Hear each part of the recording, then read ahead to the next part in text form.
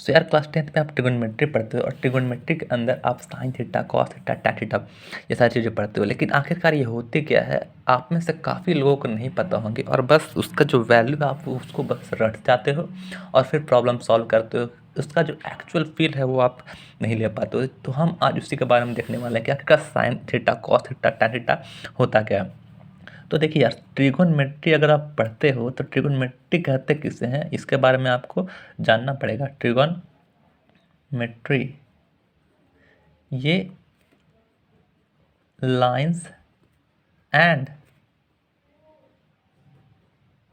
Angles के बारे में डील करता है। देखो, मैं जितना सिंपल लैंग्वेज होता है मैं उतना सिंपल लैंग्वेज करके बताने की कोशिश कर रहा हूँ। लाइंस और एंगल्स के बारे में डील करता है, मतलब हम लाइंस और अगर एंगल दिया हुआ है और फिर हमें कोई दूसरा या तीसरा लाइन पूछ रहा है या फिर हमें, मैं उसको एग्जांपल से आपको बताता हूँ कि मैं आखिरकार कहना क्या चाहता हूँ।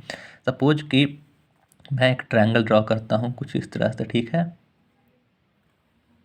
मैंने आपको इसके अंदर का एक एंगल दे दिया और एक साइड दे दिया और पूछा मैंने कि उसके सामने, इस ट्रायंगल के जो सामने का जो हाइट है, जो परपेंडिकुलर है, वो क्या है। तो ये एक लाइन थी, ये एक लाइन थी, ये एक लाइन थी, साइड्स थी, ठीक है। उसके अंदर हमें एक एंगल और एक साइड पता है, हमें दूसरा और तीसरा साइड निकालना है। इस चीज़ के लिए हम ट्रिगोनोमेट्री पढ़ते हैं।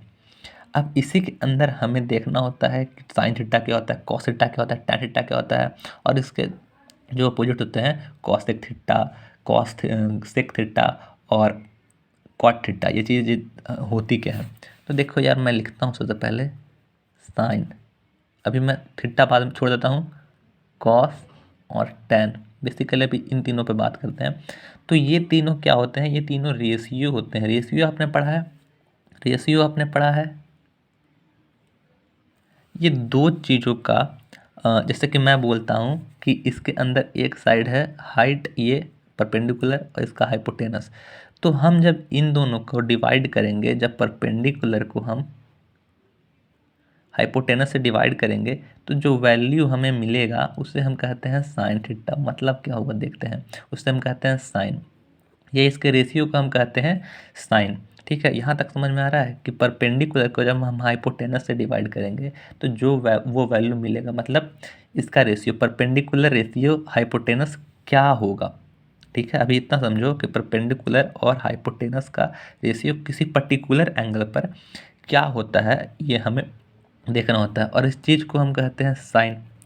अच्छा, एक मिनट पहले मैं वापस से इसी बात पे जाता कि रेशियो आप लोग को पता है तो ठीक है, नहीं तो मैं इसके बारे में भी एक वीडियो बनाऊंगा कि रेशियो किसे कहते हैं। अभी थोड़ी सी इसकी रिकअप देता हूँ कि रेशियो आखिरकार होता क्या है। तो ये दो नंबर्स का बोले या फिर दो डिजिट्स का, फिर किसी भी दो चीज़ का हम कंपैरिजन करते हैं। जैसे कि मान लेते हैं कि किसी चीज़ का जो वेट है वो 90 kg है, ठीक है, और किसी चीज़ का जो वेट है वो 15 kg है। तो अब हम इन दोनों को कंपेयर कर रहे हैं, 15 kg और 90 kg दोनों को कंपेयर कर रहे हैं कि ये जो 90 kg वो 15 kg से कितना गुना बड़ा है। जब हम इसको डिवाइड करते हैं तो हमें पता चलता है कि इससे 6 गुना बड़ा है। मतलब कि 90 kg वाला कोई भी ऑब्जेक्ट है वो 15 kg वाला से 6 गुना भारी है। हमें ये चीज़ पता चली। रेशियो इसी को कहते हैं कि कोई चीज़ किससे कितना ज़्यादा है या फिर कोई चीज़ किससे कितना कम है। यहाँ पर भी हम साइन थीटा कॉस थीटा में वही करते हैं कि साइन रेशियो है परपेंडिकुलर और हाइपोटेनस का, कोई परपेंडिकुलर हाइपोटेनस से कितना बड़ा है कितना छोटा है। लेकिन इसमें ट्विस्ट ये आता है कि हम उसमें एक पर्टिकुलर एंगल देते हैं कि इस एंगल पर हमारा परपेंडिकुलर हाइपोटेनस से कितना बड़ा है। जैसे कि मैं आपको धीरे धीरे समझाता हूँ क्या मैं कहना चाह रहा हूँ। जो मैंने एक ट्रायंगल इस तरह का बनाया, अभी एंगल कुछ ये है, ठीक है, अभी एंगल कुछ ये है। अगर मैं इसी एंगल को, अभी देखो इस एंगल पे होता क्या है कि ये परपेंडिकुलर ये है और ये हाइपोटेनस ये है, ठीक है। तो इस पर्टिकुलर एंगल पे हमारा जो ये हाइपोटेनस है वो इतना है और परपेंडिकुलर इतना है। अगर हमने एंगल घटाया, हमने एंगल घटा दिया, तो देखो यार हमारा परपेंडिकुलर भी घट गया और हमारा हाइपोटेनस दोनों का दोनों घट गया। तो एंगल घटाने पे क्या हो रहा है कि हमारा परपेंडिकुलर हाइपोटेनस दोनों घट रहा है। एंगल अगर हमने बढ़ा देते तो ये परपेंडिकुलर हाइपोटेनस दोनों का दोनों बढ़ जाता। तो यही चीज़ होता है कि किसी पर्टिकुलर एंगल पर हमारा परपेंडिकुलर कितना होता है और हमारा हाइपोटेनस कितना होता है, इस चीज़ को हम डील करते हैं ट्रिगोनोमेट्री में। और परपेंडिकुलर और हाइपोटेनस को, अगर परपेंडिकुलर को हम हाइपोटेनस से डिवाइड करते हैं तो हमें मिलता है एक रेशियो, और उस रेशियो को हम कहते हैं साइन थीटा। अब देखो यार सीधी सी बात बताता हूँ कि जितना कुछ भी हम पढ़ते हैं ट्रिगोनोमेट्री के अंदर, तो हम बेसिकली एक ट्राइंगल के बारे में पढ़ते हैं, और उस ट्राइंगल के अंदर भी हम राइट एंगल ट्राइंगल के बारे में पढ़ते हैं। और इस राइट एंगल ट्राइंगल में होता क्या है कि 3 साइड होते हैं। 3 साइड में कौन कौन होता है कि एक को हम बोलते हैं परपेंडिकुलर, एक को बोलते हैं हाइपोटेनस और एक को बोलते हैं बेस। इतना तो सबको पता होगा। तो इन तीनों साइड का हम रेशियो बारी बारी लेते हैं। हम एक बार लेते हैं परपेंडिकुलर से हाइपोटेनस का रेशियो, जिसे हम साइन थीटा कहते हैं। एक बार लेते हैं हम परपेंडिकुलर से बेस का रेशियो, जिसे हम टैन थीटा कहते हैं। एक बार लेते हैं हम बेस से हाइपोटेनस का रेशियो, जिसे हम कॉस थीटा करते हैं। इस तरह से करते करते हम सबके रेशियो एक दूसरे के साथ निकालते हैं और हमें 6 रेशियो मिलते हैं। तो उसे हम इस तरह से लिखते हैं sine theta, cos theta, tan theta, cosec theta, sec theta और कॉट थीटा। ये 6 रेशियो हमें मिलते हैं। 6 रेशियो अब आप करके देख लो, इन तीन में से 6 ही रेशियो मिलेंगे और इन्हीं 6 रेशियो को हम पढ़ते हैं इसके अंदर कि अगर हम इसको इससे डिवाइड करेंगे तो क्या मिलेगा, इसको इससे डिवाइड करेंगे तो क्या मिलेगा, इसको इससे डिवाइड करेंगे तो क्या मिलेगा। इस तरह से हम सारे रेशियो को देखते हैं। अच्छा, अब देखते हैं साइन थीटा के बारे में थोड़ी डिटेल देखते हैं। तो साइन थीटा को मैं अगर कुछ ऐसे बनाऊँ, एक ट्रायंगल कुछ ऐसे बनाऊँ, तो इसके अंदर मान लीजिए कि मैं यहाँ पर एंगल रखता हूँ 30 डिग्री, ठीक है।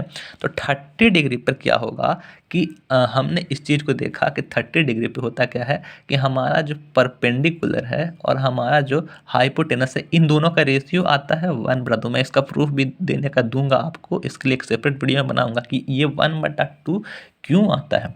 जो 1/2 आया वो हमारा क्यों है, एंगल 30 डिग्री रखने पर जो हमारा परपेंडिकुलर है उससे डबल होता है हमारा हाइपोटेनस। परपेंडिकुलर से डबल होता है हमारा हाइपोटेनस, ठीक है। अगर इसी चीज़ को हम बढ़ाकर 45 डिग्री करते हैं तो होता क्या है कि ये जो हमारा, इसको अगर मान लीजिए कि मैंने इस तरह से बढ़ाया, तो होता क्या है कि हमारा जो परपेंडिकुलर है और हाइपोटेनस का जो रेशियो है वो 1/√2 आता है।